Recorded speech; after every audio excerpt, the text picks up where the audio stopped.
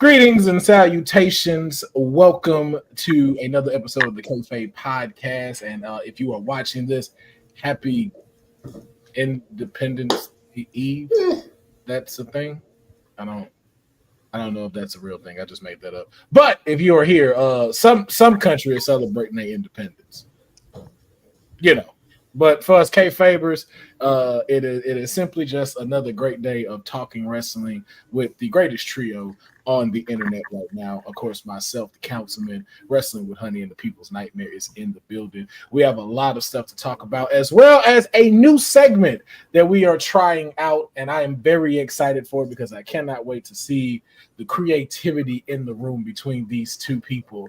But we will get into that later in the episode. We got a lot to talk about, so we're going to automatically jump right in. And of course, we had Night of Champions this past weekend. Controversial wins, controversial reactions, great matches, but overall a good Night of Champions. I'm starting off with first Black Excellence, so I can get Deonne's little spill out the way that he was right. We're gonna go ahead and get that started now because of his picks. We know that's what you waiting on because you made your pick. It was right. You were right, Deonne. We're starting. Queen of the Ring. We have a official King of the Ring of 2025, and that is the Storm, Jade Cargill. She won in Saudi Arabia against the Empress of Tomorrow, Asuka, and is now the Queen of the Ring and will go on to face Tiffany Stratton for the WWE Women's Championship at SummerSlam. So, question to you, Deonne, thoughts on the new Queen of the Ring, Jade Cargill? Hey, man. A lot of doubters, obviously, with her winning this one. What? Just saying. A lot of people doubted that she'd win this, but you got to think, man, like, I don't know if it really necessarily sort of hurt Asuka that much with losing this one. They want to elevate Jade a lot because we had this discussion before. She has it. When she can put it together in the ring, it's going to be something else with her. So I'm hoping with this sort of kicks her into gear as well, saying like, okay, the craft has to get better in the ring. I'm Queen of the Ring. I got my title shot coming. And it's about selling tickets, man. Butts and seats too. She's going to sell a lot if you put her on that poster. So I like the win for it because I want to see her progress more than what she has been. If that means she's in the ring a little bit more every week, that's going to be a good thing. But yeah, she's in line for it. And we know we're going to get like that story of Naomi too. So it's all leading to something involving Naomi. So that's what I'm looking forward to. That was really the reason I picked, because I wanted that Naomi interaction sooner rather than later. All right. Honey, your thoughts on the new Queen of the Ring, Jade Cargill? First of all, despite what the pick was, as I said previously, both of those women deserve to be in that spot. Congratulations to Jade Cargill. Excuse me, to Jade Cargill. It was quite a moment. She looked great. The Storm outfit had me completely like sold into the look. Like she's really in her bag with bringing the Storm to WWE. To be crowned Queen of the Ring speaks a lot about her continued progression, because we know there's always more work to be done, and she has come very far since being signed to WWE. So definitely shout outs to her. Of course, thought it would have been Asuka. I really thought Asuka versus Roxanne would have taken the cake at some point, but nonetheless it was a great match, and Jade did what she had to do. She was the woman that came out on top, and now she has an opportunity to advance and go for gold. But I'm still, she should proceed that title with caution. Yeah, I get it storyline wise. Is it what I wanted? No. I wanted Asuka to win. Am I mad that it happened? No. No. Yeah, I'm not mad that it happened. It was one of those, like, okay, whoever get it, I'm not upset if you're crowning it. But if you ask me like who I wanted it to be, Yeah. where I was at. I wanted Asuka to get it, so I can get Asuka versus Io. And that still may be a thing, as we discussed in the last time. Was having, Asuka and Io being in the match, and we still may get that anyway. So I'm just like, okay, I'm cool with it. I'm not tripping, but I'm gonna still give her the same flack that I give Jey Uso. You got to step it up in that ring, because having Asuka's shoulder up and you still got the 3, I'm like, okay, I guess we're another controversial win this year, except it's division this time. But I'm like, okay, right. If that's what we're doing. That's what we're doing. Yeah, but like I said, I can't. Yeah, we're here. That's why I say congratulations to her. Oh shit, hold on. Fuck, I hit the wrong button. Do you think if they just gave her like a powerhouse move set and like cut her matches down, that she'd be a bit more effective? No, to grow from that. That's how long was this match? Do we know how long? I don't know. Boza in our comments, I know historically let us know how long this match was. It's really, again, she's not bad in the ring. It's just her ring IQ needs to increase. But again, I know too the fact that she was thrown into this and has been consistently thrown into the the wrestling ring as a wrestler for the last maybe 5 to 6 years. So, she didn't necessarily have the PC training that she needed to get to fully do that. She didn't have the NXT run to get a little bit better. So it's like, we are forced to do it like Jey Uso. We have to see it in real time. But that's what I'm saying. I'm not going to hit her with the John 5 moves of death where she can't wrestle. No, it's none of that. It's just like now, she's been in the fire. She's been holding it down character-wise, mic-wise, and everything like that. But in ring wise, it's the same thing like with Jey Uso, and it's just those little things that we need to make sure that you can get, like understanding where to throw people, knowing where your in ring presence is at. Like your style is there, but it can clearly show the fundamentals have not fully graduated just yet. So yeah, it's like she's remembering dance moves. It's like 1, 2, 3 move, like it's that sort of thing, and it doesn't always go as planned in the ring. So. A perfect example of that being that I used to be in that field of dance and choreography and such. There's a thing that people do if they're overthinking, like you could see them counting in their head.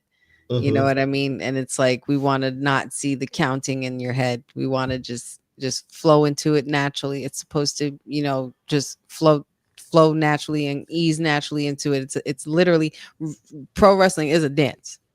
In the ring is literally a dance. There is movements and body language that is that has to do with just following cues and making sure that you're hitting stuff right and things like that. So it's just, we want to see you not thinking about that. Just let it flow, because she's got the goods. It's all there. She's just got to present it in the ring. Yeah, no, I agree 100%. But she won nonetheless, despite what the crowd was also feeling with Jade from Friday Night SmackDown entering into Night of Champions. I just want to get y'all quick thoughts on the response given to Jade Cargill winning Queen of the Ring. Deonne, let's start with you. I mean, we do a lot of fantasy booking, right? Like we sort of figure we do a lot of. We're doing some tonight, and I get like there's certain things that you want. There's certain things or how ideas that you think work best, but I don't know, man. Like, can you build off of this in any way? Can you have a character change within that? Well, I think she kind of showed like how to address, because again, I like that you're playing it very Cody Rhodes like and being political, but we know why she was booed, and I don't know why you acting like you don't know. But since you're not gonna rip the Band-Aid off, I will. We know why she was booed. We know why they were acting that way, and they did not act that way towards Asuka, but they acted that way towards her. But I think she addressed it the way she needed to. On camera when she was interviewed after the match, and how she needed to handle it. out of the match when she was walking into the back and they was booing her, and she told the Saudi Arabia crowd, "Boo your mama, Boo your mama, Well, your mom, yeah. boo your mama."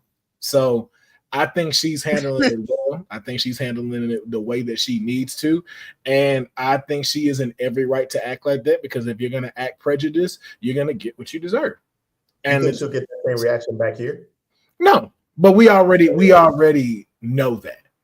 We know what it is when we go overseas in a particular group of people and how they act when it comes to going over there. I'm not going to say it's for every country. I'm not going to say it's for every city that they go in, but we know there are some of these ones that where they just, for some reason, I'm not even going to say for some reason, because my friend brought something up that's a part of IWC, and he said, I've noticed where the majority of these places that boo Black women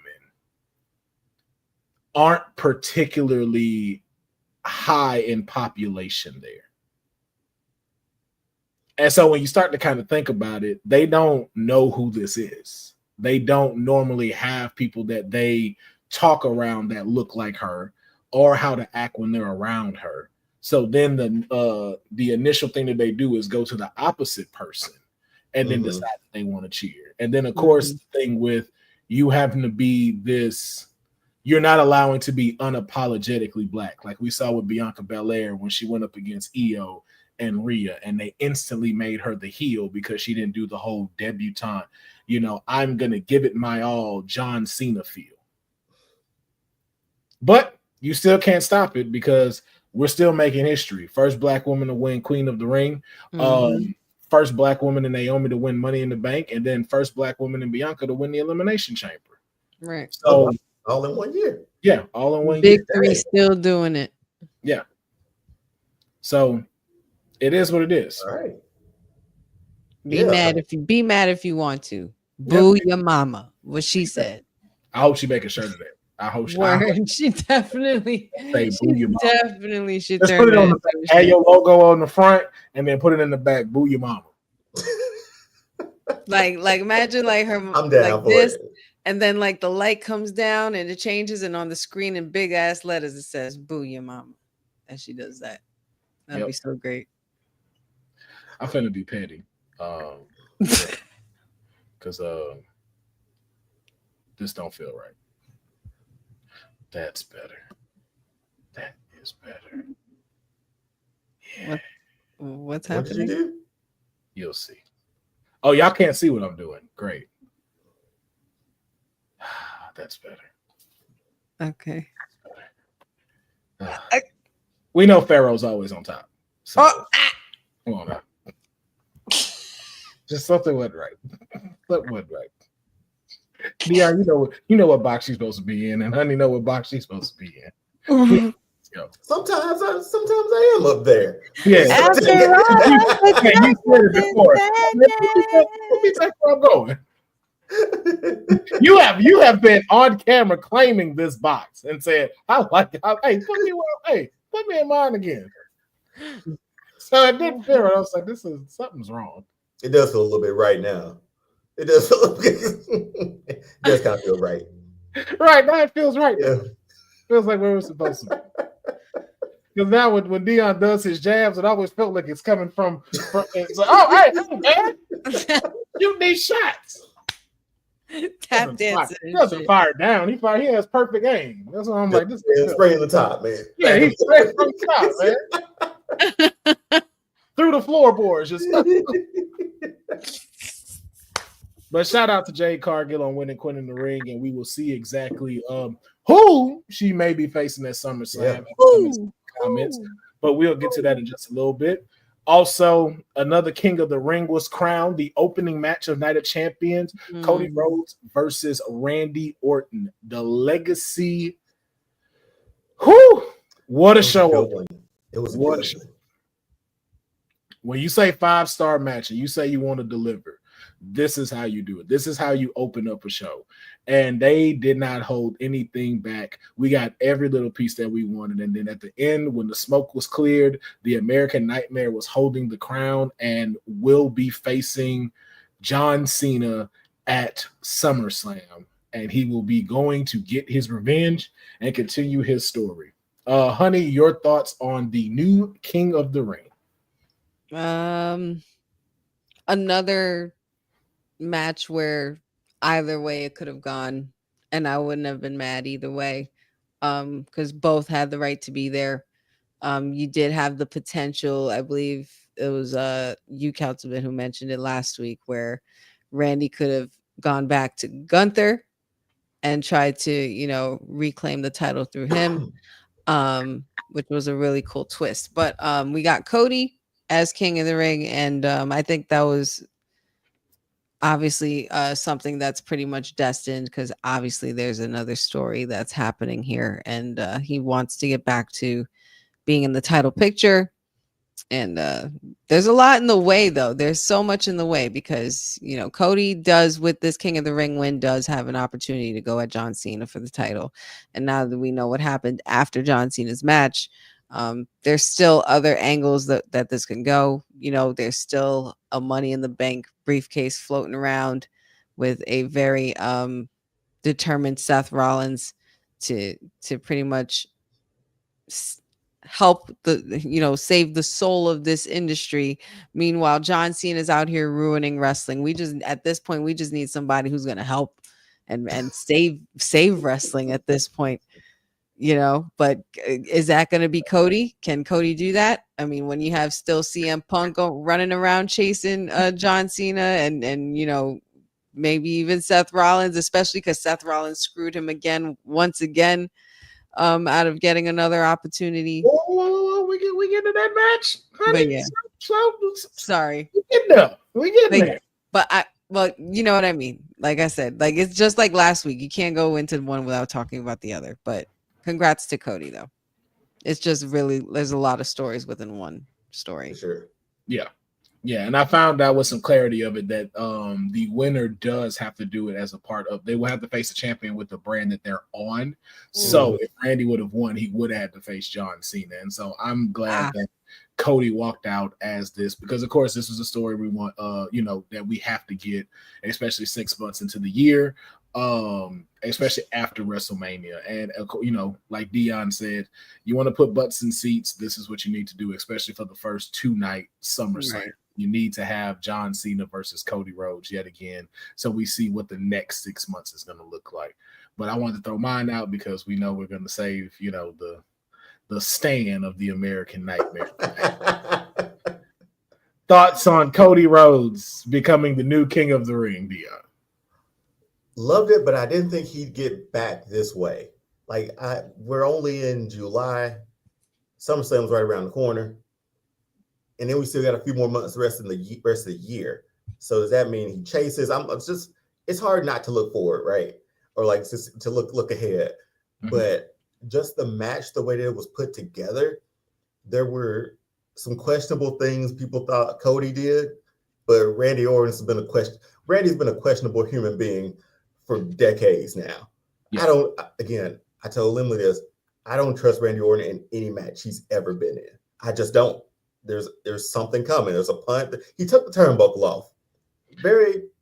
And he thought about the punt. He thought about it. Again, he's a Viper, right? But I don't know what this does for Randy Orton after it, but Cody winning this, you got your two-night SummerSlam. Cena, oh God, and then you got so many more implications after that, after the Cena match. But good win. SummerSlam's looking good. We still got a month? Right? Yeah, a month. Pretty much a month. A month. So we'll see what happens. Yeah. Literally a month. Yeah. The second and the third. I just didn't think he'd get it this way. I just didn't think he would get back on that path or that road. You didn't? Not with. I did. I thought it might have been more of an uphill battle to get back to it. Because this was not an easy course, but this was like a course that we saw was like, okay, that's how we get back. I was kind of hoping for something different to make that uphill climb a little tougher, but he still hasn't won it yet. So who knows? So Cody winning it, you needed it. Great hell of a match too. Yeah. It was such a good match. Yeah, congrats to Cody Rhodes on becoming the new King of the Ring, and we will see who will walk out as the WWE champion in SummerSlam when the American Nightmare takes on the never seen 17 John Cena. We also had this match: Mick Foley Jr. taking on Karrion Kross. Sammy being the fan favorite and the hometown hero, picking up the win against Karrion Kross, but did Sammy really win when it was all said and done? As we've seen on the IWC, as although he won this match, the praise and the attention went to Karrion Kross. A lot more than it did the actual victor. So, honey, let me start with you first on this particular match. How do you feel about the results, and what does this do? What does this do for Karrion Kross after this match has happened? How do I personally feel about these results? Not a fan of the results. I think I was probably expecting a little bit more from the match. Yeah, I'm laughing at. Not a fan of the results, and then just back in the darkness. It was that, and it's something you did that triggered some stuff that had some trauma that happened to me with public speaking. That I ain't never forgot. Oh my God, I'm so sorry. No, it wasn't you. Like, my teacher used to always get on us about this shit. So every time I say I personally, you're not supposed to say that. Because I is already the same thing. So you're saying I twice. and she used to have this buzzer that every time we did it, she hit it. And I'm just like, So every time I hear it, it's like, you either go I or personally think. It's like first annual. Yeah. No, but okay. So let me rephrase that. I think that I obviously was not happy with these results because this is not the result I wanted. However, in regards to the attention and where it went to, I guess regardless of the results, it was still a win-win. I mean, I guess, the whole plot of having Sammy being the one with heart and, constantly, fighting the good fight and all of this stuff. It's like, it's pretty much the hero, the heroic version of the anti-hero of Kevin Owens. He's always trying to do the right thing, but we know Cross's story, and Cross's story has always been to pretty much manipulate and show people their true colors. And he might have done that even with Sammy winning. And the attention did go to Cross in regards to whether he lost or not. Whether he lost or not. I think that's just neither here nor there. But Cross has just been doing a lot of good work lately. He's just been doing a lot of good work, and he's been really on his game and in his bag when it comes to these promos, even backstage, on socials. He's getting into everybody. I always say this about every other superstar, at least every other month now, because it seems like there's a new superstar every other month that's coming out and having their Drew McIntyre year. And we're on our way to that with Cross. It's just happening a little later in the year than it was supposed to, or at least I feel that way. Yeah. Deonne, your thoughts on the outcome of this match, and what does this do for Karrion Kross moving forward? Well, even though he wasn't the victor of it, it was an opportunity to see him in a high-profile match on a PLE card. And the fact that he did not disappoint should tell everybody, like in the back, they know who Karrion Kross is. They know how good he is. It's just giving an opportunity to showcase that. Mm-hmm. And with Sammy, like, hate him or love him, however you look at Sammy helped out on that. He's in a guy who's main event at WrestleMania. Like, he's in, like, this was an opportunity to be able to see Karrion Kross in that light. And if Karrion Kross came out smelling like roses on this one. And I'm anxious to see what moves the needle for him next, because I think as much as WWE changes or wrestling changes, there's still some old ways that stays the same. Let's throw him in the fryer and see what happens. and Karrion Kross being how good he is, how good he has been on the in the back on the microphone, he's equally as good as in the ring too.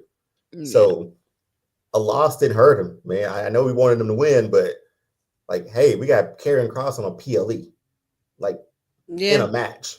Like, how long has that been? Like, so no, he's in good hands now, man. I like the fact that Honey says his Drew McIntyre year. That's exactly what's happening. Drew killed it on socials. Drew killed it on interviews. Karrion Kross has been doing the same thing. And now you're just finally going to see that opportunity of him in the ring doing it on a high level. So yeah, man, shout out to, oh God, I must say it. Shout out to Sami Zayn for that match and even though Karrion Kross lost, giving Karrion the rub on that one too. Shout out to Karrion Kross for having the number one selling t-shirt right now. And that too. Yeah. That helps too. There's that. Then there's that. Yeah. I don't agree with neither one of y'all. This is one of the two matches where I thought they got it very much wrong. I think Karrion Kross should have won. We're not disagreeing on that part. I'm not disagreeing on that. I picked Kross. I don't like it. I need to see Karrion Kross win. I need to see his message of what he does actually do something and not trickle down later. So it's because it's starting to get like that because he did it with AJ and then he lost to AJ. And then, AJ, kind of got put off of TV. Now it's happening the same thing with Sami. And so it's like, I need to see this pay off. I'm seeing it in the sides that y'all are saying, like, gotta have a match on Monday Night Raw. Got here on the PLE. But I don't want to keep seeing the thing of him doing all this great promo work just to lose. I need to see this start paying off and not it being like a way of everyone else letting him in. Like he got a match on Raw because AJ is hot, and that's what AJ wanted. Same thing from the champions. This is what Sami wanted. It's like, no, now what does Karrion want? You're right. That's what I want to see next. So if it's going for a title, or if it's even being in the next title picture of doing something, I need to see that from Kross. Because the personality there, the promos there, the shirt selling is there. Now we need to see Karrion's message start actually having an impact outside of us seeing the side stuff that we're just kind of bringing out. And I thought it could have been a little bit more story for Sami, but of course maybe they have something different and set up for him, especially with, everything going on with SummerSlam and then Clash at Paris. So, but I need to see him win matches. So I'm hoping this is the last we see of him dealing with Sami, and then let us get him a exhibition match on next Monday, just with someone else showing him displaying his power and then giving us a new perspective of what he's going after, whether it be the IC title or whether it be the World Heavyweight title. Me more the World Heavyweight title and saying, yo, I don't care what happens. Seth Rollins looking for it, Gunther there, Goldberg, whatever. Karrion Kross in 6. You need a focus, is what you're saying. Like you need a mission. What is your mission? What's your mission statement, Karrion? What's your mission statement? All right. We know the faction didn't work. We know that you are good at changing. You getting your Mephisto on, for those that know. But now I want to see the person. I want to see the person on display that we all know and are ready to see. And that's a winning Karrion Kross. That's the one that you're now saying, okay, hey, this is the guy we're going to start pushing up to strap the rocket on. Right. Please. Sami's letting him go. AJ's letting him go over. Let's start finally pushing into Karrion Kross and seeing if this guy's either going to deliver or if it's not going to work. But I don't need to see him keep losing after he set up such great work storyline. So. And then again, I don't have nothing bad for Sami. Again, I think the story could have done wonders for him to continue it. But if they have something else for him, by all means, because I'm liking the more aggressive side of Sami Zayn, as I've been asking to see. So, but nonetheless, great match between the two of them, and looking forward to seeing what's going to happen with both of these superstars as we move into the future. And then we had our Saudi Arabia street fight, or just a street fight, between Rhea Ripley and Raquel Rodriguez. And this match, of course, if you've seen it on the Black and Gold brand before, when these women have gone at it, they did not disappoint. The only thing that disappointed was that Rhea won this match. That's my take. I'm going first. I wasn't asking y'all for. I'm talking first on this one. This was the second match of Night of Champions where this should have went somewhere else, and it did not hurt Rhea to let Raquel go over.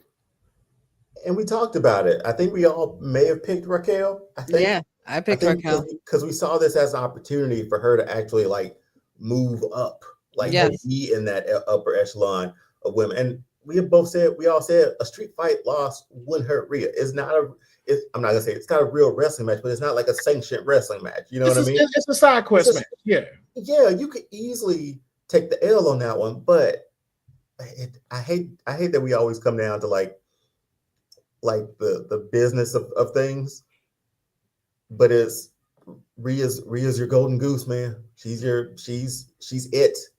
It's very similar like Cena when he kept winning so much. We kind of got a little bit mad at that, right? Not mad, but like we kind of got a little tired of that.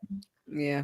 But we want to see her with like some adversity, if that's even possible. And it's because you've made her a juggernaut so much that seeing her lose it would be refreshing. But seeing her lose, you're like, wait a minute, she lost.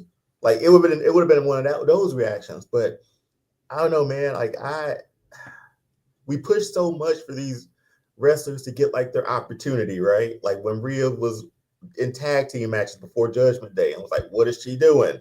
She's not in the title picture before that. She loses the pandemic WrestleMania to Charlotte, right? Like it's stuff where we see that growth of a character happen. And then that character gets to like peak God level character, which is, let's be honest, she's been there for like a year. More than that. It's been 4 years. How do you so how do you rewrite that to like soften her? What's her kryptonite, man? You start putting people over, like Raquel. Raquel would have been your perfect stance of being able to have a rivalry for the next 3 to 4 months. And showing other people come, it's the tide raising all ships, but You're still making Rhea seem like she's unbeatable, except for to one person. And we'll talk about that in a little bit as well. But it's too predictable now, and that's the issue. It's just like, Rhea's gonna win, and then you have Roxanne come out, does nothing, and it's like, why does she keep getting over on the Judgment Day?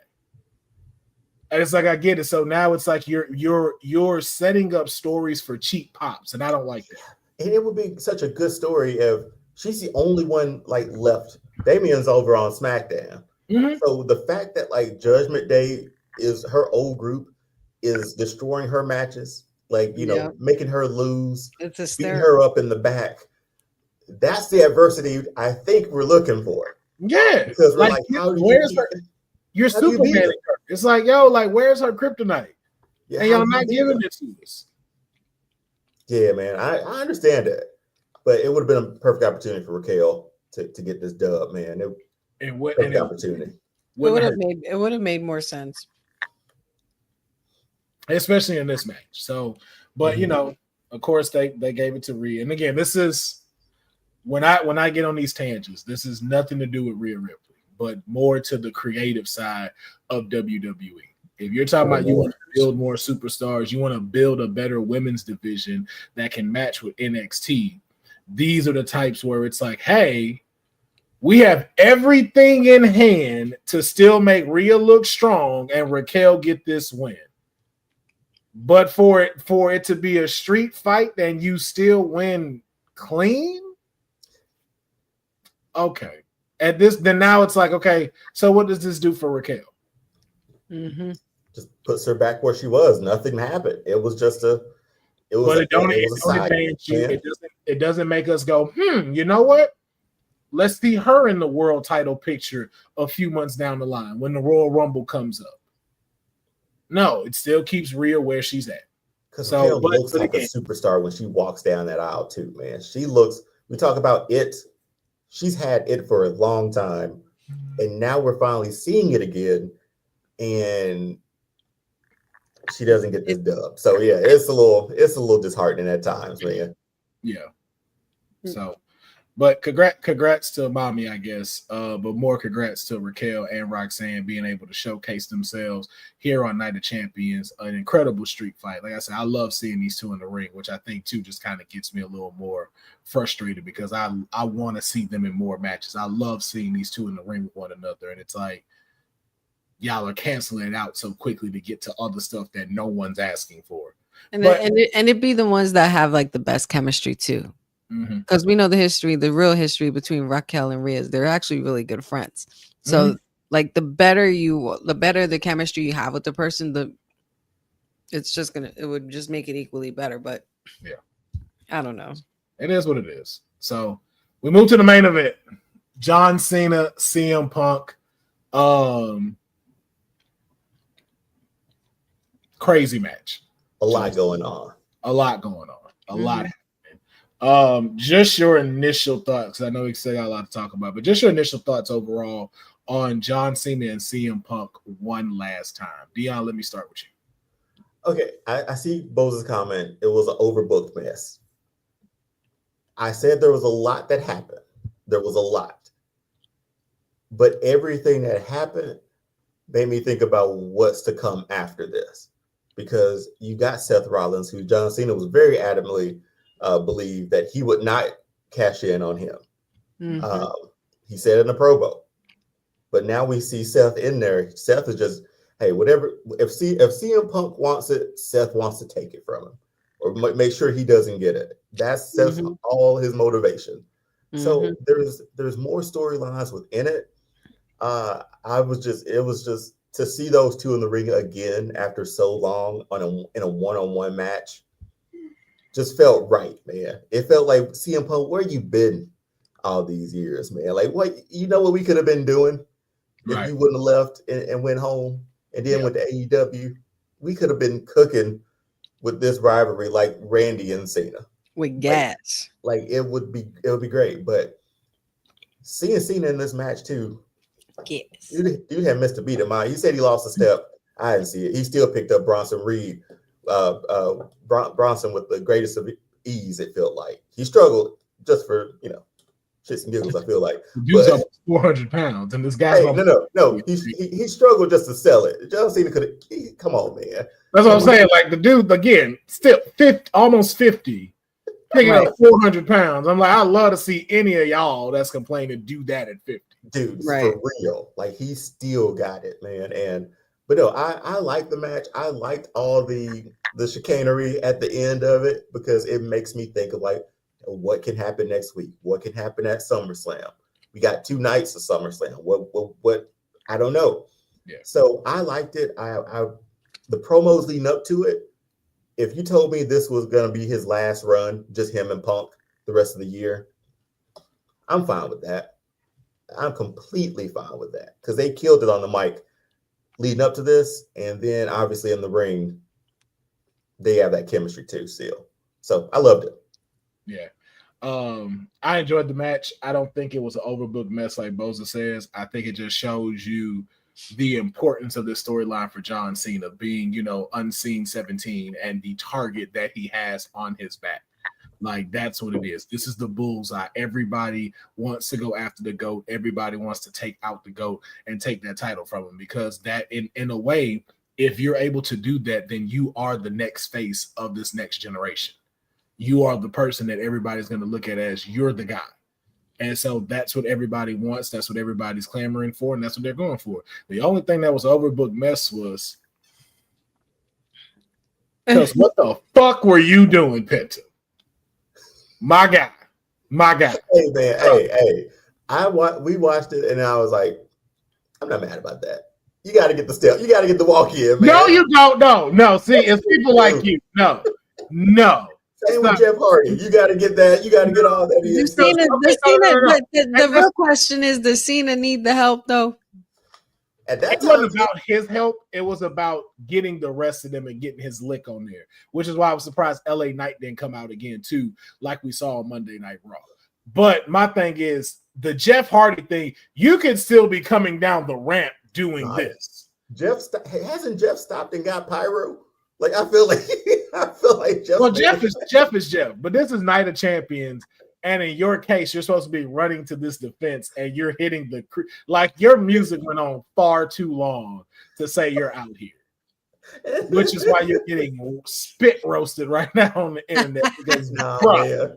No, Pence is just that guy, man. He gotta do it. He's a smooth operator. He didn't do it. Do that on a ramp that's a little smaller, like Monday Night Raw, where you can hit that, then make your sprint down. Or if you gonna do that, have Bronson Reed chase you up there a little bit further while he's running up, you hitting it with this. I'm gonna get this walk in before I super kick your ass. But it was like, he said, "You're gonna get all this swag before I run in there." Be like, they just did 4 tsunamis on this man, and you still up there at the ramp. Hey, man, were you here to help him, or did they just tell you come out? You know, I often wonder about that because it happened with Jeff Hardy, right? Like, do they just tell him like, "Hey, run out," or do it's like, "Hey, do your entrance"? Because everything is meticulously planned now. But again, Jeff's be making more sense. Jeff still comes. He comes down the ring and is still doing this while he's moving down the ring. He has stopped at the top of that ramp before. Show me. I don't believe you. Show me a run in when it happened. Otherwise, I don't believe you. Honey, did you give your thoughts on the match? No, I did not, but I'd be happy to. Yes. I actually did enjoy this match. It was nice to see the old dogs go at it, as Deonne said. You know, it was just like what I felt like Robin Williams and Jumanji. What year is it? Like, and not for nothing, CM Punk. Kudos to you because you genuinely look happy to be there where you are right now, and you look a lot healthier than you did in previous years. He does. He looks in great shape. And Cena just continues to be Cena, and it's just awesome. So it was a great match. I was very touched by the handshake prior. Obviously, you know, we got that look again, that evil John Cena look that obviously he's not done with ruining wrestling, and that's exactly what he did. But it was a fantastic match with storytelling involved. And as I had said earlier, and almost ruined, but with Seth Rollins yet again being the one who ruined this for CM Punk, I think is just continuing to pretty much let us know that love story isn't over, as well as it creates so many questions for SummerSlam, as Deonne said. Like, I'm so curious as to where and what direction we are going with all of these big guys like Cena, CM Punk, Cody, Randy. Like, where are we? What Gunther, Jey Uso? What's the direction we're going in? Because it's the biggest party of the summer, and we're getting down to the wire, man. It's pretty crazy. And then Cena, I don't know how Cena has how many dates left. Don't make us liars. What, under 20? I guess at this point. Like under 20. Hear what he said. Don't make us liars. I don't know. The last time he had mentioned it, I believe he said 27 out loud or something like that. Okay. Yeah. But it's still a lot of dates to end out the year. Like the week to weeks and the PLEs that he has too. Like, right. I don't know. When they told us the dates that he was having, I'm not to throw us off too much, Will.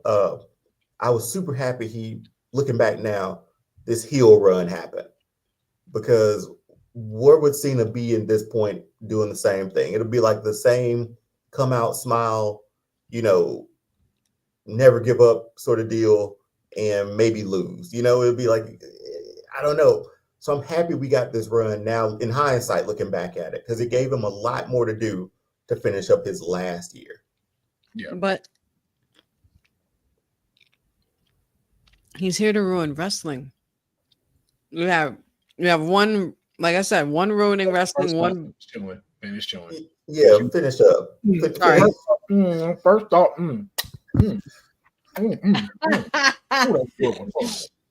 No, sorry. I'm so sorry. I was looking around like, because there's still the shit. See him up.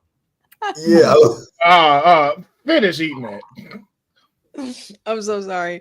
No, but seeing where Cena has come with the dates so far. What is Go ahead. Go ahead. Go ahead. Go ahead. Y'all Before gonna you make take me another forget bite, what I go was ahead. gonna say. Y'all gonna make me forget what I was gonna say. Y'all just did. I forgot what I was gonna say now. Well, congratulations to John Cena and CM Punk for giving a great match at Night of Champions, and shout out to whatever snack Honey is snacking on because now she got us hungry. Because it looked good, whatever she was eating. It looks fantastic. Yeah, So here's my thing about John Cena.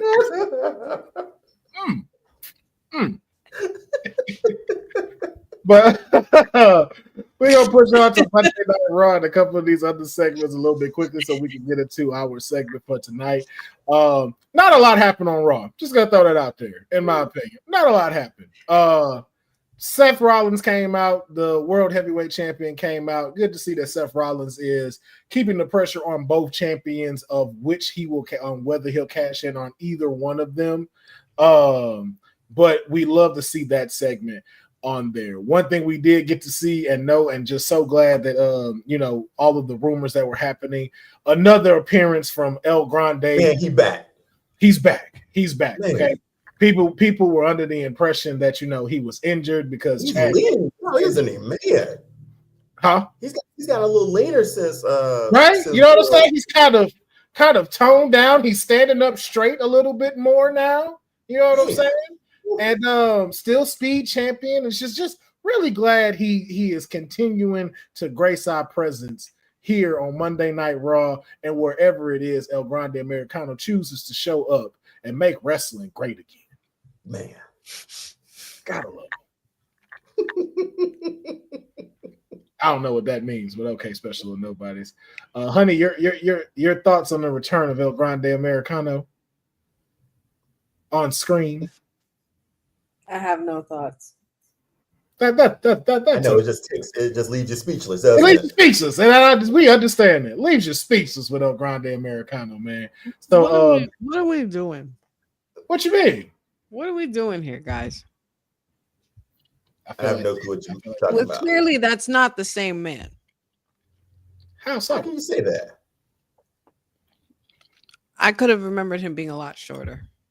First of all, that is camera angles. Okay, when they were filming him, they were filming him at a downward angle. An upward angle to make him look smaller to the other people. You don't be called El Grande America. El Grande is big. You should know that. Of all people, so why would he be small? I think all of them. Remember how he was? That's a very stern accusation, Courtney. The hatred, man. The hatred. Ludwig. Right, that's Ludwig. What? No way. Yeah. Well, then that's Mercedes Moné in disguise as timeless Tony Storm, since we're just throwing out crazy accusations. We don't have to defend ourselves, Neon. It's glad to see El Grande. I know who I see and I know who he is. So exactly. And shout out to him. But the big thing that we saw was we have new tag champions. Finn Balor, JD McDonough defeating the New Day and getting the tag team titles into the Judgment Day fold. Not only that, but we got to see an incredible picture as we have now figured out what's going on with the women's tag team titles. And my client is a champion once again. And once again, the Judgment Day is holding all the gold, each member holding a championship title. And I just want to get y'all thoughts on this because we at some point thought Judgment Day might have been gearing to its end.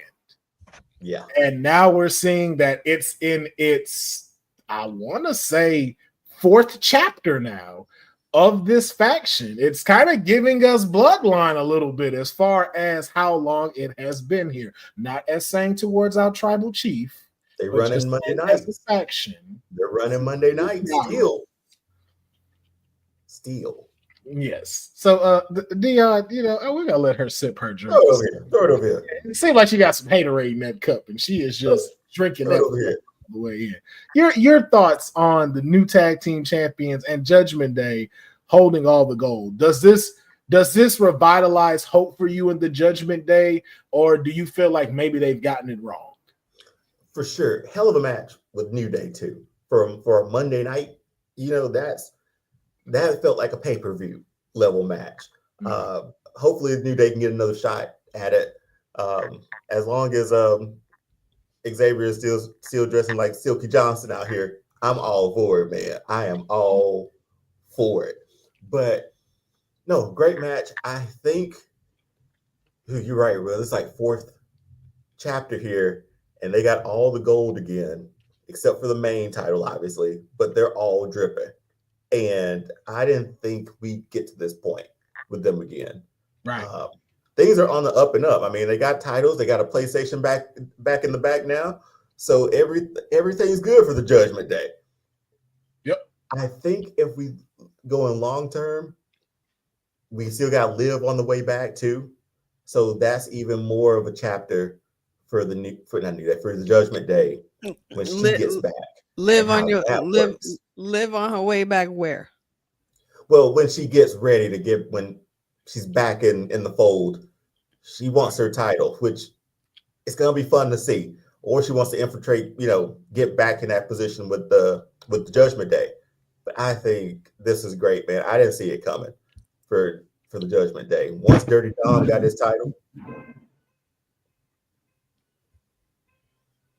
Batman threw someone up against a wall out. That's what it sounded like. Against a car.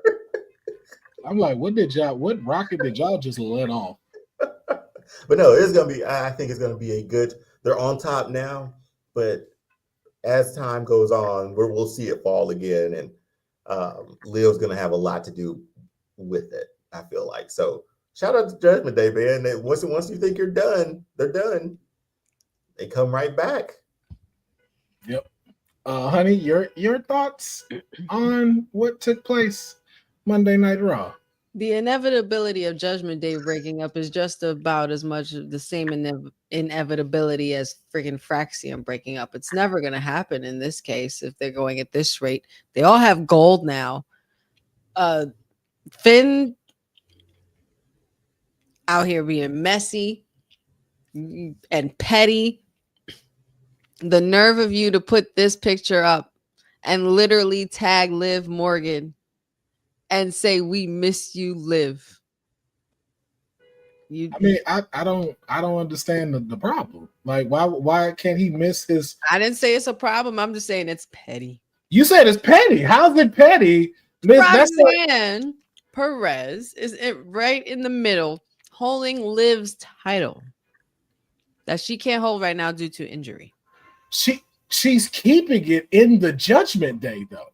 Keeping it That's in the goal, right? It's always to keep it in the Judgment Day. Right? That's the goal. Well, I mean, I don't know if that's the Judgment Day according to Liv, but I mean, and Raquel's loyalty is just gone to shit. Wow, the wild accusations being thrown right now. First of all, everyone voted about having her in the Judgment Day. You know what I'm saying? I can't be the only one with these kinds of statements and questions. Like, it just makes you wonder, like, what is going on here? I mean, I didn't hear questions. I have just been hearing the negative comments and hate on the Judgment Day right now, and calling Finn petty for keeping the titles in the Judgment Day, for keeping Raquel a champion, for putting the Prodigy under his wing and putting her under one of the hottest factions while Liv is still gone, helping steer a ship. Now, I didn't say that necessarily he was being petty by keeping the titles on the Judgment. He's being petty with what he put on the post and putting this picture, knowing Liv is not or was not okay with Roxanne being around in the clubhouse in the first place. So has she ever stated that though? Because Di, correct me if I'm wrong, did she ever say she didn't want Roxanne at the clubhouse? She didn't say it. Her actions her actions to a degree would one would imply that she don't want her here. What's that But she thing never they say said about actions? I mean, I'm saying everybody's a little hesitant to things that are new, are they not? You know what I'm saying? Like, she cares about her people. She's not going to just let everybody in all willy-nilly like that. Like, would you just let anybody in your house, honey, and come play with your precious dog? Wouldn't you be a little hesitant as well until they're able to show and prove themselves? And has my client not done that since she has arrived on Monday Night Raw? Petty spaghetti. You see, this is our problem. Look at even his hand gesture. Look, he's just like, look at where your title is. Look at what we're doing. We're like, you're done. So we can't give out hand gestures of showing like, hey, all our team got the gold. I don't think that's. You know what? I ain't gonna hold you. I didn't even notice that until you pointed it out. And all I'm still noticing is just a guy happy for his group that everybody's a champion. And if you notice, the only one who really looks miserable here is Raquel.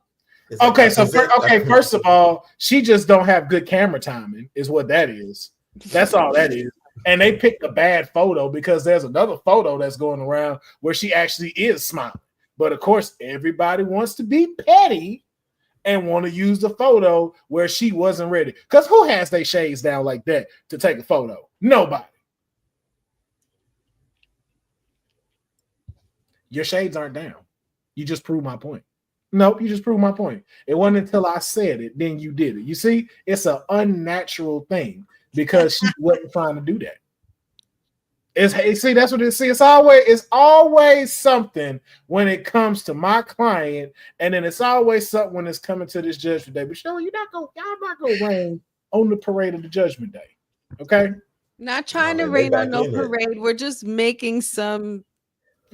You making accusations, false accusations. Once you think they're done, they're not. It's just more so pointing out the obvious. That's all I'm saying. You know what? You tell the story how you remember it, and I'll tell it how it was. Congratulations to all the members of the Judgment Day holding the gold. My client, once again, the champion. All my clients champions at this point. Shout out to all of them. And then again, I just want to give flowers to the New Day. Sure. Also, too, I hope that this does not stop the steam of them being heels. I hope that they give that chase as heels even more as far as the New Day comes. But we're going to get into that on another episode because I have a question that I want to talk about when it does come to the New Day and if their heel run was done right or have they dropped the ball on it. But we're going to talk about it another time because we got to keep it pushing. We have learned some new matches that are happening at Evolution. Karen Ripley will be taking on Io Sky for the World Heavyweight Championship again for a fourth time in 4 months. And for some reason, Io claims she wanted this. Don't believe that for a second, but okay. If we get this, hopefully we'll get Io and Asuka at SummerSlam. Again, to Deonne's point, understanding that you got to fill seats. So I get why it's done, and a title got to get put on the line. So here we are. We also have learned that my client, newly a women's tag team champion, will have to put it on the line against 3 other tag teams. One from SmackDown, one from Raw, and apparently one from NXT. And I could have thought of a great tag team to be put in this match, but that tag team ain't here no more. So there's that, but we shall see how that unfolds as we are only 2 weeks away from Evolution. So hopefully we will find out who's going to get put in this match within the upcoming week on Raw, NXT, and SmackDown. We also know that a Battle Royale will be a part of Evolution, and the stakes could not be higher as the winner of this Battle Royale will receive a women's title shot at Clash in Paris. And a lot of people are looking forward to seeing who will be in this, and we know one of them will be La Primera, Stephanie Vaquer, as she has put herself in the Battle Royal at Evolution. We're also not going to move a little bit into it's very wild. Moving into NXT as well. We know that We also have the NXT title that is going to be put on the line. Jacy Jayne versus Jordan Grace at Evolution. I think this is one of the first times that second time, that the NXT Women's Championship has been defended outside of the NXT PLE and onto the actual main roster's PLE. And I think it's just a good look, especially having a PC girl and Jacy Jayne taking on the juggernaut of Jordan Grace. We also learned that the Great American Bash is cooking up the same week as Evolution Saturday Night Main Event. What a great way to kick off the festivities with a tag match. Jordan Grace, Blake Monroe taking on Jacy Jayne and Fallon Henley. Already know that this is going to be a banger of a match, and this will be Blake Monroe's debut match going into this. The women are killing it. It's the coming out party that week, man. Like, my God, like they're gonna get every woman on that Evolution card with that battle royal. I don't know how many people. Do we know yet? No. That's been confirmed how many people in the battle royal. They're gonna. Oh boy, it's gonna be something insane, and we never know who might come out of the Hall of Fame or the Legends deals and step in the battle royal as well. But we also know that the NXT North American Championship will be defended by Sol Ruca against Izzy Dane. It's about to be good. Nice rivalry that has been cooking up with Tatum Paxley in the middle of this friendship battle. We'll see exactly who walks out as a North American champion. Will Sol Ruca remain the champ, or will Izzy Dane step into the limelight as the North American champion? We also have found out that the TNA contract signing will be happening at the Great American Bash. As we now know, it is a triple threat match at TNA Slammiversary. Trick Williams will defend his title against Joe Hendry and Mike Santana. And that contract signing will be happening at the Great American Bash. And we know after a grueling match between Jasper Troy and Yoshi for the number one contendership against Oba, Yoshi came out on top and will be going up against the ruler, Oba Femi, for the NXT title at Great American Bash. Now, as far as Great American Bash is concerned, which match are you looking forward to the most? Deonne, let's start with you.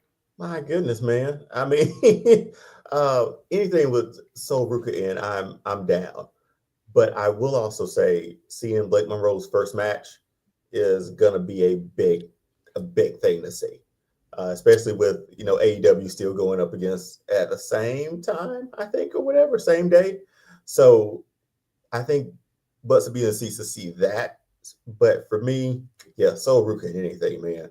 Like I'm booking her to win every single. I'll talk about booking Rhea. If I book Sol Ruca, I'm booking her to win every. Hey man, always glad to see a black queen doing her thing. Always. She's killing it, man. She's super athletic. She's good in ring. Like, her matches are fun to watch. I think that's where I'm at. Like, yes, wrestling's technical, I get it, but I just like having a good time with the moves that she does, and it's fun to watch. Indeed. Honey, which match are you looking forward to at the Great American Bash? I definitely have to second the notion that anything Sol Ruca is, and I'm all for it. And also going up against Izzy Dane, who's definitely going to be a rising star going forward. I think that's going to make for a great one-on-one between these two, and it could kick off a rivalry that could cook in the future as well when we see these two in their prime. However, I am looking forward to the Battle Royal, or excuse me, no, that's the Evolution. Excuse me, not the Battle Royal. No, I'm looking forward to the women's match as well with Blake Monroe's debut. Not sure where they're gonna go with this story, because it seems that being that they decided to go in a different direction with Jacy Jayne and everything like that. Not sure if this still is like in a pivot mode, or if this is like a transitional mode, but she's clinging on to that title and not really having to do much with it. But I kind of like to see somebody come out on top to win it all the way, with somebody who actually will carry the brand going forward. I mean, Jacy Jayne has done her thing, but I think there's other things that she can do as well. But I'm looking forward to anything the women that are doing, because they just keep killing it every week. There's just always something new with them going on. There's always a new rivalry. There's just always a cat fight. There's just always constant women's wrestling, and yeah, keep it coming. Yes, indeed. I am, of course, looking forward to the ruler, and Yoshi. It is going to be an incredible match. That is the one that I'm looking forward to the most. We will see what else also transpires as far as matches being added as we get closer to the Great American Bash. We know that Ricky Saints will be having to go up against a gauntlet match to see if he will be able to get another title shot for the North American champion at Ethan Page. Hopefully, we will see that also as the Great American Bash. Never nervous about my client, sir. My client is going to make Yoshi, just like he's done, like everybody, fall from grace and remain the NXT champion. Now we're moving into SmackDown. And before we move into SmackDown, none of y'all put spoilers in the comments, okay? We know that they filmed it Monday, so everybody can be off for the 4th of July. Please, no spoilers in the comments. If you do, you going on timeout. And not for nothing, the chat did really well last week for the watch along because it was on early. SmackDown was on early last week, and there was not one spoiler. So I think I have faith in this chat, and I think they'll do fine because they know we don't like spoilers here. Yes. So we know that we are going to find out the fallout of what happened now that we have the new Temu bloodline revitalized again. So we're going to find out the downfall as Solo Sikoa is the new U.S. champion and dethroning the Samoan werewolf, Jacob Fatu. We will also hear from the King of the Ring, Cody Rhodes, on SmackDown, as well as the Queen of the Ring, Jade Cargill, will both be in the building for SmackDown, and as well Tiffany Stratton, the WWE Women's Champion, will be deciding who she will face at Evolution. Now I'm going to ask, and let's hope we get this right this time between the two of you. What one thing are you looking forward to? Because when I said Great American Bash, which match? And y'all gave 3 matches that you're looking forward to. I came back to the one that I want. I came back to the main one. Yeah, stop loopholing this. What I want to see is this, but what I really like is to know, what one thing are you looking forward to? I mean, where we go with where does King Cody go after this? We know he goes to Cena, but let's hear him talk because we haven't heard him talk in a while. I feel like man stood there one night. You know you want to. I can't agree with that. You want to. I don't never mind hearing the Cody promo. He's gonna come out just holding the crown, like cuff. That'd be hilarious if he holds it like a title. Holding it like the title. Oh my God! King Lawler used to come out with it. Cuffed, that's how he's coming out with it, not wearing it. If he do that, just to walk and cup like that, dude, that's a cool crown, man. I do it. Like that's a good. I would wear it. Like and shout out to both of them actually putting it on right when they won. Shout out to them. Looking forward to this. He's got a lot to say as we get to SummerSlam. So. Honey, what are you looking forward to out of the previews that we have for SmackDown? Well, I guess I'm looking forward to, the aftermath of, what's going on with this new bloodline story, being that there's been a new addition and a return. I can't wait to see what happens going forward with Jacob. Who's going to help Jacob? Where does he go from here? And Solo being the United States champion, finally having gold around his waist, it's kind of a big deal. So I would be worried if I was anybody that's in the way of this bloodline. And also Zelina rematch. Thank you. Thank you, Nick Aldis. Do what you want to do, man. Well, technically it ain't on the card, but y'all gonna quit. It ain't, but I'm just, putting it out there. I'm gonna get y'all on these loopholes. We don't stop these loopholes. I'm just manifesting, some. It didn't need to be manifested in the first place because it shouldn't have happened. But that's just me, though. That's just my opinion. There's that. There's that. I think she should not have been a transitional champion. But we trying to stay on track. We're not trying to get sidelined too much. But since y'all did some sidelines, I'm gonna throw out one thing. My stuff for War Games is coming true. It's coming true. You see, But what I said. Yes. It's normally 5 people Yes. 6 people who missing out of this picture. Who missing? Yeah. And then who the last person missing? Are we really gonna? We're gonna Final boss. And then we get our tribal chief, Jacob, the Usos, And Zilla. and Sammy. Sammy really Got to get the band back together one more time. again, man. One more again. The War Games? Come on, bro. But we're gonna talk more about that because we know because again we saw the official poster for Survivor Series and the tribal chief is on that poster. He is, yeah. So we know he will be present. He ain't gonna be He's there. coming back, yo. He ain't gonna be there. I'm most looking forward to is Jade Cargill. I hope she say "Booyah Mama" again. That's what I want to say. Hey, we could have a catchphrase here, man. That's what I'm gonna say to Cody if he tries to talk. Well, you better get ready, but he ain't gonna hear you. Nobody will hear you. Right. No one can hear you scream. And the only reason why I didn't bring this up, I just don't know why they throwing the spoiler. I already know who got picked. I'm looking forward to it, but I don't want it to be spoiled on here, so I'm gonna keep it pushing so nobody's tempted.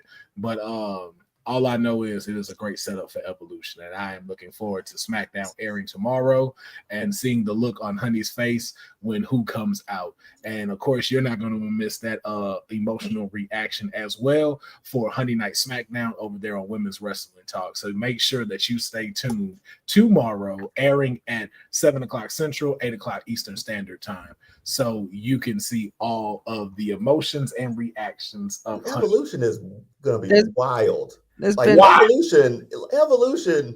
The build-up's about to be crazy for this. The build-up's about to be nuts for this. They better bring it. And I think they're gonna. That's must see, man. It was before, but now you got a fleshed out card. This Evolution is gonna have the potential to force WWE to be like, yo, we making this permanent every year, and y'all need to stop playing. Give the women their one. We're not asking for much. Just give us a whole pay-per-view, man. And they've been killing it all year. And they gave us 5. They gave us 5 things. So that's what I look forward to. We got 5 matches already. If you can fill it out with that triple threat match, we good. Man. We good. Yeah. So I want to move into our final segment, which is something I'm trying out, which I think is going to be hilarious to me and stressful to my other 2 hosts. So, with the WWE Writers Room coming out on Netflix, I decided to create a game. I want to play a little game. And this is the Kayfabe Writers Room. Now, when I originally brought this out, I had said that we were going to, of course, be in the writers' room. This is the Kayfabe writers' room, and we were going to come up with who we wanted to see get the pushes that we think that deserve from the women's roster to the women's roster. Mm-hmm. I scrapped all that, and I made it a competition. Yes, I decided to make it a competition instead. So I will be your host for tonight, and the 2 who will be competing in this will be Honey and Deonne. And the way this game is going to go is very simple. I have 3 to 4 topics, just based off of time, 3 to 4 topics that I am going to put out as far as who you are going to give a push for in these particular topics. Now, you will have 1 minute to get your notes together, get your stuff set on what you need to be able to present your case as to why this person should get this push. Once that minute is up, you will have 1.5 minutes to present your case to myself, to your opposing player, and to the audience. And now the thing that you want to make sure that you focus on is of course, the superstar selection, giving us a brief storyline interview, some booking structure, and what is the end result as to why you're picking this person. And you want to try to get that within 1.5 minutes. Both of you will present. Neither one of you can interrupt each other on this elevator pitch, okay? But you will have time to ask 1 to 3 questions to your opposing player just to get a little bit more clarity on why you're pushing this person. Once both have gone within the topic, the audience will give their opinion on who gave the better pitch and which superstar should be pushed. And the person with the most votes will win that topic, earn 5 points. Whoever has the most points at the end of these topics will be declared the winner of the writer's room. And we will keep doing it, or this will go horribly and y'all will argue, which again is still hilarious to me. And this will still make for a great episode nonetheless. So, Please got to get a pen and some notes here. we're still going to start. So that also includes within your minute. Right, because I know you got your pen and paper. No, and I know she does. I'm just saying, like, come prepared, man. Like, this. You know what's crazy? So when I used to do like all the production for like All Deaf, every girl had a pen and pad ready when we did games, and dudes never were prepared. It is hilarious seeing the complete opposite. You know, it's funny. It's usually always right here next to my desk, but I had brought it in my work bag and I forgot that I left it in there. So normally I would be prepared, but you worked today. No, I was not. And that is hilarious. So the first topic, as we are in the writer's room. So I am triple W, the 3 W's on my web. Didn't have nothing else for it. So our first topic, we're talking about the World Heavyweight Championship. Now, with everything that's going on and happening, as we're moving into SummerSlam is completed. I want you to give me, who do you think should be getting the next push to be the World Heavyweight Champion? I'm going to give you a minute to get your notes together and deliberate. Your time starts now. A minute. I wouldn't talk to us if I was you. I would study. And now, while that is going on, while our two contestants are doing that, let us know in the comments, who do you think should get a push for the World Heavyweight Championship? What superstar do you think would benefit being the World Heavyweight Champion and would do a great job representing as the World Heavyweight Champion? Appreciate that, Gas Mask. I do too. I hope that I do have someone that's going to throw some burgers and hot dogs on the grill, because it certainly won't be me doing it tomorrow. Yes, Jeopardy thing. He's at it again. This is for the men's, just to clarify. This is for the men's World Heavyweight title. We will have one for the women as we continue to do this show. Okay, your minute. Oh God, that was quick. It's a minute. It is a minute.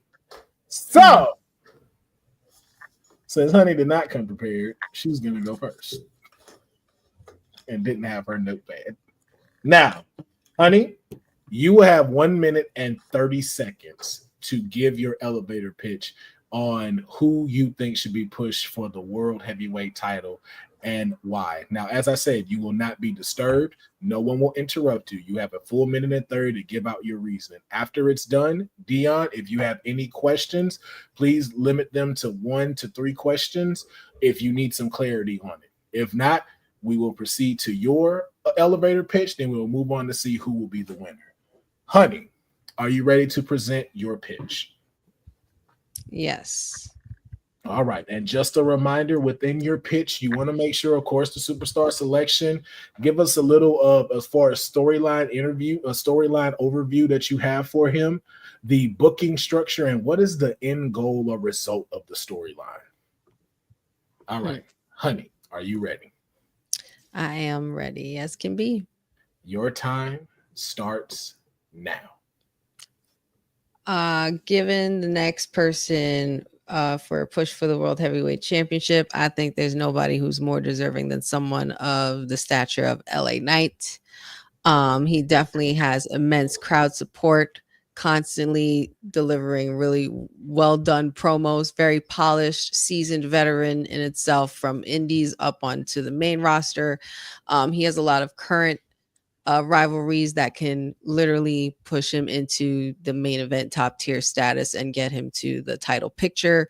Constant charisma and connection with the audience that could really make his main event run pretty damn epic. In regards to booking structure, I'm not quite sure, but I would just pretty much just strap the rocket on him. It's knowingly what he deserves, and it's something that we've been asking for. So I would give the fans that as well. And yeah, the end result would be for him to be a world heavyweight champion and to have a pretty solid run and not a 63-day reign. All right, you still got 20 seconds. Do you want to give back your time? I think I'm okay with my time. All righty. That was her pitch. Deonne, do you have any questions as far as the person who she has presented to give the push? Yeah, one question. Where would you book his crowning to happen?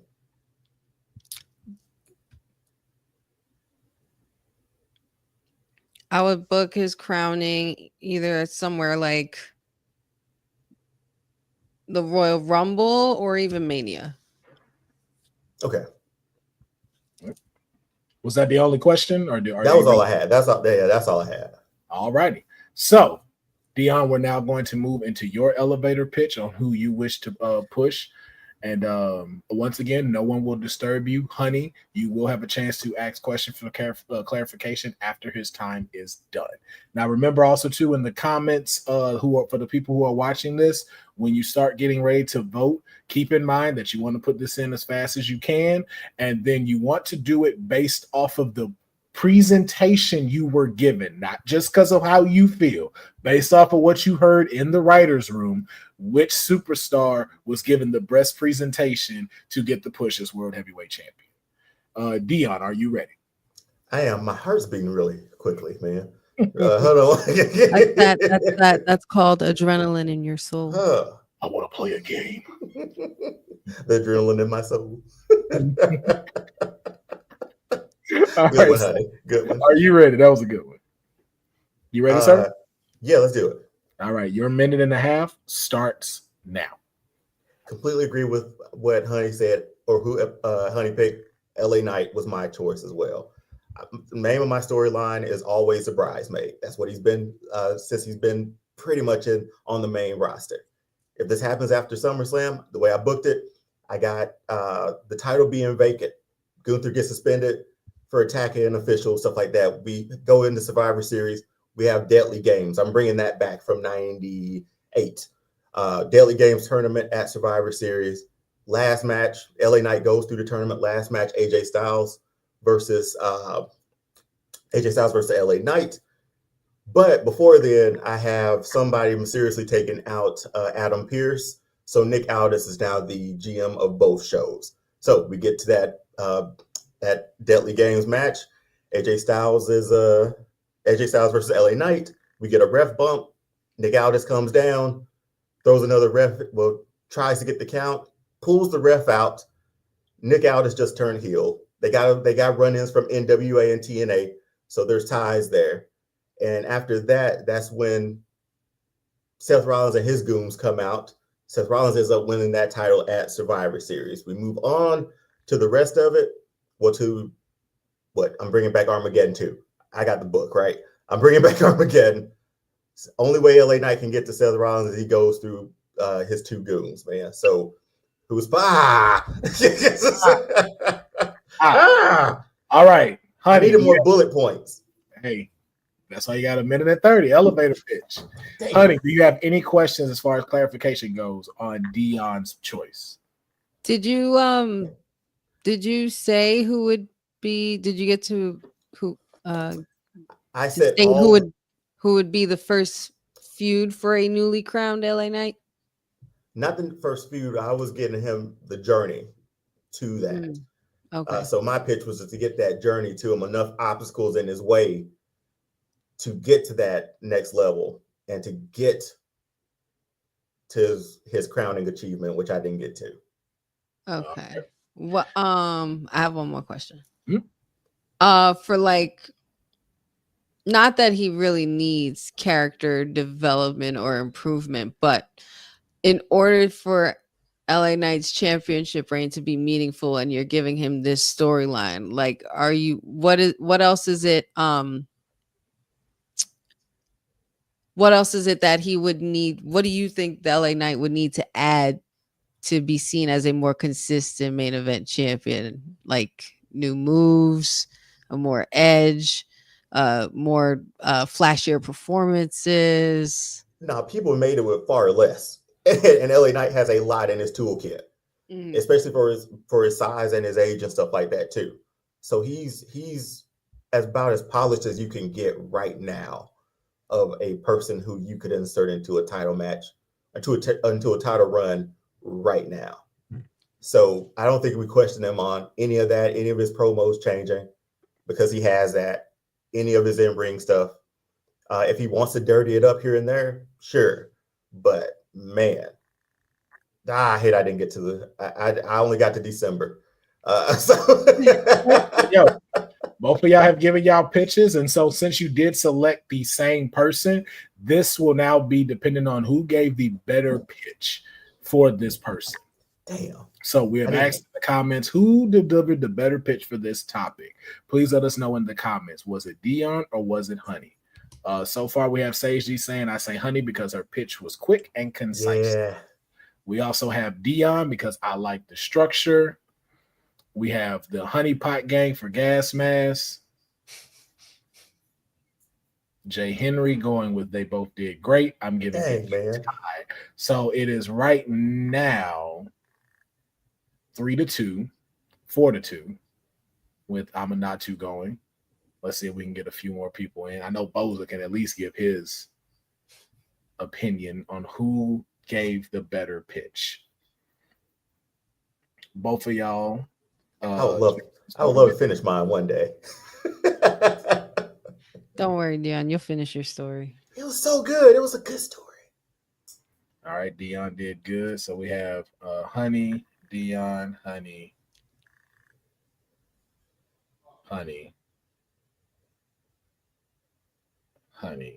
Deonne. So right now it's 5-4.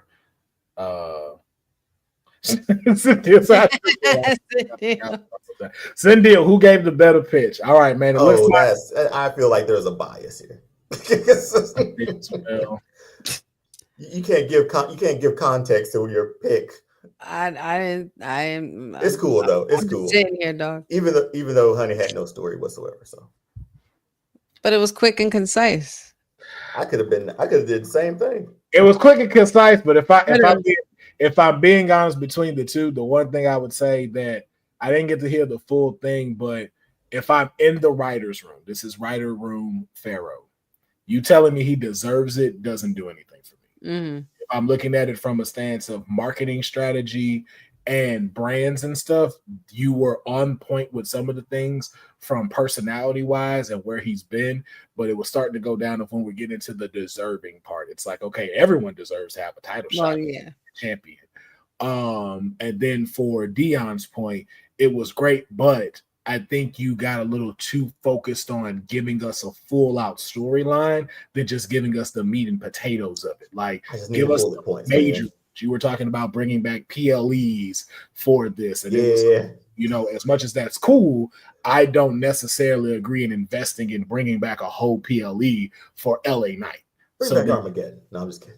Yeah, so you start to kind of get like we're tied in so well with the match that he was gonna have there, but okay, yeah, it does. But then we got to it. Yeah, but then too, now it's going okay. Now where I'm thinking of if we're bringing Armageddon back, what else do we build around this? And now you're starting to take away from the pitch of making LA Knight World Heavyweight Champion, and you're structuring out the next set of WWE storylines for everyone. So that's why it goes now back to what they were saying about Honey being more concise. She stayed more focused on the person. Again, she was more a little bit personal with it in the deserving part, but she stuck to the consistency of just him. You were thinking of the big picture, which again is great, especially in a writer's room, but we're focusing on who is the next person for World Heavyweight Champion. I'm just seeing Deonne in a writer's room on a typewriter looking like the Kermit GIF. Just Oh, that's what you should see my notes on what I typed and then what I wrote down. I was trying to make it quicker, but I was like, I don't want. But that's why I like doing this, I don't because want I to have leave that another out. yeah, but that's why I like doing this, because I have another show called Pharaoh's Vault where we do this for movies and stuff like that. And you're yeah, basically no, I like this. This was cool. yeah, and it helps you with your pitches for other things. So, like, even for like you, Deonne, and for Honey, like when you're going, pitch out the Wrestling with Honey YouTube channel, or you're pitching out All Star Fandom, you know how to get concise with it and go, okay, here's my bullet points in under a minute and 30 seconds, where you know everything that I'm trying to do and gets you to want to continue the conversation later. Mm-hmm. Screw myself. Oh, I could have got it. So it's just something to keep in mind. So Honey won that round. She gets the 5 points, and LA Knight is the person that both of them chose to become the next world heavyweight champion. So now our next one that we're going to move into is the women. Now, of course, with Evolution coming up, I thought it was only right for us to ask, who is the next woman to get the big push? And when I say the big push, the Rhea Ripley effect. Who is the next woman that should get the Rhea Ripley push? I mean, the championships, the headlines, the brand deals, everything. Even the hate that we be given. Damn, oh shit. Who is the next woman that we should strap the rocket to? I'm going to give you 1 minute to get your notes together, and then we will start this off. And then let us know in the comments below.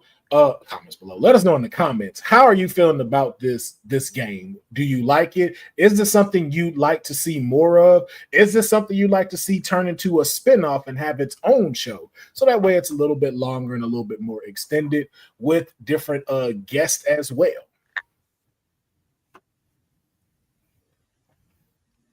MDB, you and this Spanish Rachel. Okay. You and this Spanish Rachel.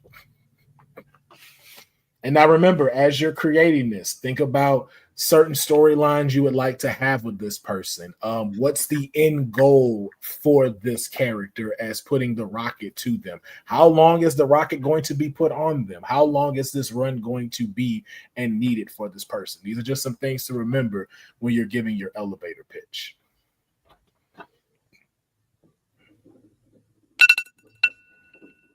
And I hope y'all remember that, because your 1 minute is up. And with Deonne shaking his head, it's stressing him out right now. Honey, since you won the first round, you have choice of who goes first in this second.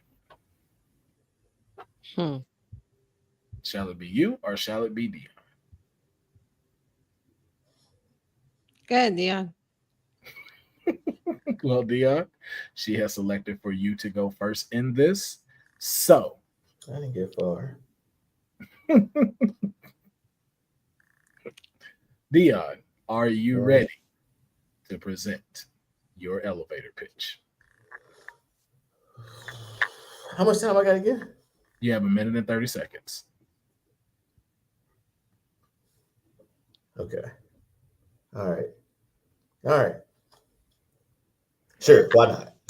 All right, let's do it. Your time starts now. The next female I feel like needs to get that next push, or that Rhea Ripley level push. She's been in the game for a long time. She can do everything from a serious match to even comedy, or even like a comical match. Chelsea Green is my pick to get that next big push. She's already been the United States champion. We've already seen her carry a title or establish a title. Now it's her time to move up to the next level. So the next best person in that rivalry that she can sort of work with, that's similar almost, is Tiffany Stratton. I got her just pretty much taking the belt off of her. The way we get to there is Chelsea obviously uses her secret service, something like that. Yeah, use her group to pretty much be like the J&J security for Seth Rollins. That's a storyline that we'll sort of rehash a bit, but giving her a lengthy run with that title too, because her in-ring is great. Her mic skills are great. I don't want to get into too much of deserving, But I think if there's one person that's on that roster, on that list that you see, she can do it all. And that's someone you sort of need to carry that title as well. But her and Tiffany Stratton could have a series of 3 matches, and that will be, boy, people will eat off of that for Chelsea Green. Yeah, Chelsea Green's my next woman up for the next push. All right, and only had 3 seconds left in his time. Your time is officially up. Honey, do you have any questions for him as far as clarification goes? Shit. No. What I went for. All right, no clarification needed. So, honey, we will now move into your pitch. Are you ready? Yes. All righty. Honey, your time starts now. Just when you thought you were feeling the glow before, I feel like it should be pushed even further with Naomi, our current women's Money in the Bank holder. I think she definitely can do a really cool calculated betrayal yet again, the same way she did the first time. Since we're here with Jaden, the Queen of the Ring, I feel like the story pretty much writes itself. If Jade's on her way to Tiffany Stratton, we're heading into SummerSlam hot and heavy with these two. So I would definitely book Naomi's cash in to be finite, and she would cash in when Jade gets handed the title that very moment. Therefore, Naomi pulling off the Damian Priest on Drew McIntyre on Jade Cargill. I feel like that there's just something cool about Naomi being this heel and being this version of herself, and I feel like her being able to just stop Jade at a most vulnerable moment for her, where she's about to get something she's worked so hard to achieve. Naomi just then takes it away from her and just becomes this ultimate heel that definitely skyrockets her even further into superstardom, and probably being one of the greatest women's heels going forward in the women's evolution in history. So I think that story pretty much writes itself. My choice is Naomi. All righty. And with only just a few seconds left to spare. Deonne, any follow-up questions that you would like to give to Honey? What would be if she didn't have the Money in the Bank briefcase? Mm-hmm. Obviously her path would be different, but could you have bullet points on like how you would do it without the accessibility of that briefcase? I think it would be just more so about just keep with Naomi's constant need for revenge, or constant need to harm those who she feel wronged her. I feel like she would just keep going back into digging into the big 3 even more. Maybe pulling something like where she injures Bianca, or like beats Bianca to a bloody pulp, to the point where Jade has to literally intervene of some sort. Something personal. It has to be something personal. Like the same way Jade tried to take out Naomi when Elimination Chamber happened, it was personal because she got taken out on the truck, which was personal. So I think it just needs to be that bloodthirsty rivalry that never ends with those two, because they make it so good. But yeah. All right. Any other questions, Deonne? So in this case, because I like that a lot better. In this case, does the briefcase sort of handicap her when it comes to having that major push or run? I Because wouldn't that story say you just told me there, I could get down on that with that one more than the easy lead with the briefcase. I wouldn't say it harms her either way, only because this is a different Naomi, and she's telling you that she's coming at you. It's not like she's telling you, that she's going to do it behind your back. She's literally coming at you and telling you to proceed with caution. If not, she's going to run amok. So I don't think it hurts her either way or handicaps her. No. Okay. All right. So now we're going to go to the audience. Audience, based off of the presentations that you have been given, which superstar are you choosing? Is it Chelsea Green or is it Naomi? Based off of the presentations you were given, which superstar is getting the push? Naomi This or is stressful, man. You're stressed. I'm literally like not thinking about it at all. It's actually fun. This is stressful. To be fair, you had all day to prepare for this. Not well, technically. Then You could have work, thought. work, drive home. Right now, we got Chelsea. Raising a person. Sometimes these things got to be on the fly too. Well, You hey, never look, know this. and it seems to be working because we got Chelsea Green, Deonne, Chelsea Green, Sendil, Chelsea. Back in the game, baby. Our first Naomi. That was 5-1 in this one. Let's see if we got someone else that can have it catch up. Oh, another. Well, you picked Chelsea Green already, MDB, but we appreciate you adding that. Right now it's 5-1 with Deonne in the lead. I'm gonna give you about 10 more seconds, audience, to give us some more votes. And then if not, Deonne will have taken this round.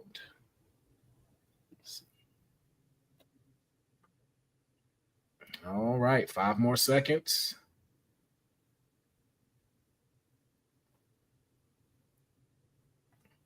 All righty. Yep. So that was another one. That's 6 for Deonne. On the board. And then that's 2 right there. Yeah. So now we're going to say that Deonne has taken round 2 for this one. So now it is tied. And so we will go into our final topic. We had 4, but I'm just going to give 3 just because of time. And here is your final topic. Who are you choosing to headline the 2026 Hall of Fame? 2026 WrestleMania is in Vegas. Who is the headliner for this Hall of Fame? You have 1 minute to get your notes together to present who you pick for the 2026 headline Hall of Famer. And as always, those that are watching, if you'd like to jump in the comments and give us who do you think should headline the Hall of Fame. Amanatu throwing out a great one. Jacqueline as the headliner for the Hall of Fame. Not mad at that one whatsoever. Shockmaster. Hey, man, that dude's still going to conventions. He's already in, technically. Hey, y'all focus. You got 30 seconds. Let's see. We have John Cena, Bray Wyatt. I would not mind Bray Wyatt going to the Hall of Fame right now. D'Lo Brown. Okay. It's not a bad pick. Spanish Reach. She's still wrestling right now. Sage. Now y'all just saying stuff. Now y'all just throwing people. Karen Ripley. She's still wrestling. Y'all are so funny. Ain't even been here 10 years yet. All right, time is up. Deonne, since you did take that last round, who do you want to go first? I'm going to go first. Oh, okay. You said I'm stepping up to the plate. So, Deonne, are you ready? Yeah, let's do it. Okay. Now, remember in giving this elevator pitch, this is the Hall of Fame. You can kind of, get rid of storylines and just giving more of the bullet points and reasons of why this person deserves to headline the Hall of Fame. Same thing towards you, honey. This would be those times of deserving. Your minute and a half starts now. Without question, John Cena should headline the 2026 Hall of Fame. After going through his final year right now, 17-time champion, 20 plus years in the game, being the greatest of all time, finishing up his final year, put him in the Hall of Fame. That's how we sort of know it's done. Like, we won't be able to see him after this. Granted, he said he's done after this year, but having that stamp of John Cena as the Hall of Fame, this man is the Hall of Fame at that point. It's going to be tough to have more people go in with him, and he's the greatest of all time, or at least that's what they're saying. But it writes its story. It writes a great story for him because he finishes up his last year. He headlines the next year WrestleMania in the exact same place. And we never see John Cena in jorts and a hat again. I think it goes well with the story. And yeah, all the accomplishments that he has, you put him in right now. I don't think you wait. There's no point in waiting. And if we're getting people back to Las Vegas, let's put Cena back in. You get to see him one more time as just John Cena. All right. You still got 15 seconds left. Do you want to give your time back? Yeah, I got All righty then. Any questions that you have for him, honey? No. All right. Then we'll go ahead and move over to you. Honey, are you ready to present your pitch? I am. All right. Your minute and a half starts now. So I think that it's only right that this person gets inducted because they were originally supposed to be inducted back in 2020, but the induction was postponed. And for those of you who know, I think I would put him as a headliner in his own right. It would be the Animal Batista, multi-time world champion, Royal Rumble winner, major Hollywood star, monster crossover success. Um, 6-time world championship reigns, key role in evolution. Um, pretty much one of the biggest prospects coming out of OVW with that amazing class of that year of that time. I believe that he would definitely has definitely earned his stripes to be inducted. I think he would definitely be one of the names that would put asses in seats, and it would pretty much be one of the most anticipated because it's one that a lot of people have been asking for quite some time. So let's put the Animal Batista in the Hall of Fame already. Damn it! You got 20 seconds. Would you like to give your time back, or would you like to keep going? I'm good. All righty then. They are straight and strict to the point. Deonne, any questions towards Honey as far as clarification goes? No, that was my second pick too. So it's funny because John Cena was my first pick. Went both opposite. That is hilarious. But all right, ladies and gentlemen, it is up to you in the comments to let us know, based off of the pitches that you've just heard, who will headline the 2026 Hall of Fame in the Kayfabe Writers Room. All right, so far we have 2 for Batista. MDB and Sage going with the Animal Batista. All right, so it's 2-0 right now. Do we think the Rock will ever get into the Hall of Fame? Absolutely. I think he's gonna Triple H it. Like he's gonna wait. That's what I think too. Until it's like that time and people are just like, yo, it's time for you to get your flowers. I think once the entire I don't know why he family is more established and you have them with all kind of championships, that's when he'll say, okay, I'll give it. Mm-hmm. All right, so we got 2 for Cena and we got 5 for Batista. MDB, you have already given yours. But I do agree The Rock needs it. I would love to see him inducted. Yeah, right now it is 5-2. Let's see. That was a question I had for you, honey. I know we're done with it, but can I still ask a question? Yeah. Who's inducting Batista? I mean, honestly, I would have all the members of Evolution induct him. If it were me, Undertaker. You think so? I think the Undertaker. I think that was his greatest rivalry, was him and the Undertaker. If not Triple H, Undertaker. Oh, I think I'm on the Triple H fence because that was his last match, and Triple H never beat him until that last match. Jay Hendry, we can't have just Flair do it by himself because then we're gonna be here all night. We can't have that. Ray's a good one. Ray's a good one. But I like but Flair, we be there all night. Yeah. But we've let it go by with everyone. Way to go, honey. Honey takes round 3 with a score of 6-3 in the votes. Batista being the headliner for the Hall of Fame in 2026. So she wins this topic, and at the end of 3 topic rounds, it is a score of 10-5, and Honey takes the inaugural Kayfabe Writers Room Challenge. So shout out to Honey. Congratulations to you. I don't have a sound for you except just this is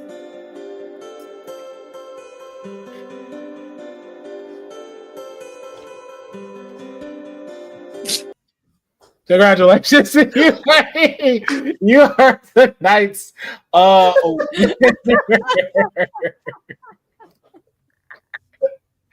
in this in our last segment for tonight's episode. And Thanks, I like guys. that a lot. I like that a lot. thank This you, thank is, you. this is fun. This is fun. I want to do this Maybe- again. I would Definitely love wanna to do try this now, again. like not knowing.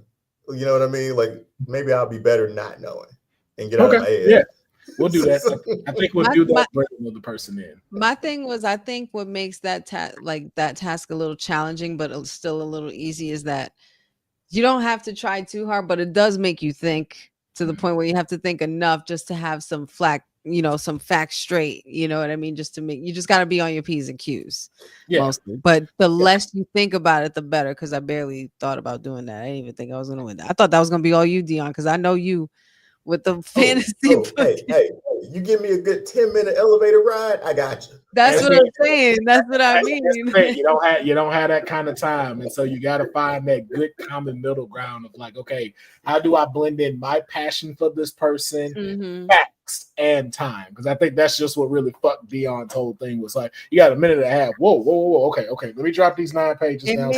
It made it seem like it was like, Saturday Night Live, where you got to come up with these jokes and pitches at a certain time because there's a deadline and you got to see if yours going to make it to the show. Like that was pretty cool. I appreciate that. So I'm glad that y'all enjoyed it. I hope you enjoyed it as an audience. I think that is something that we might spin off into a whole show itself. So then that way, we still get a chance to do trending topics more, which is why I kind of kept us on the rails a little bit, just because, we're also a little bit pressed for time because I have another live show coming up. But I think this is showing that this is something that we can do as a standalone show with other guests on here that would make for a great competition, even potential tag team episodes as well. So we appreciate each and every single one of y'all checking out this episode of the Kayfabe Podcast. Once again, make sure you like this video, comment on it as far as from the trending news with the Judgment Day holding all the gold, the matches that are set for Evolution, the Great American Bash, and of course, our new Writers Room Challenge. And then make sure that you subscribe to the channel so we can keep giving you such incredible content. So until next time, we will see you, the greatest trio on the internet right now. Enjoy the rest of your night, and also to have a great Independence Day if you're here in America. For those that are not, barbecue for us. Yeah, take the day off, barbecue, make yourself a burger, throw some ribs on the grill. For us, the trio, not Americans, this trio, because we're asking for it. So we will catch you next time. Peace.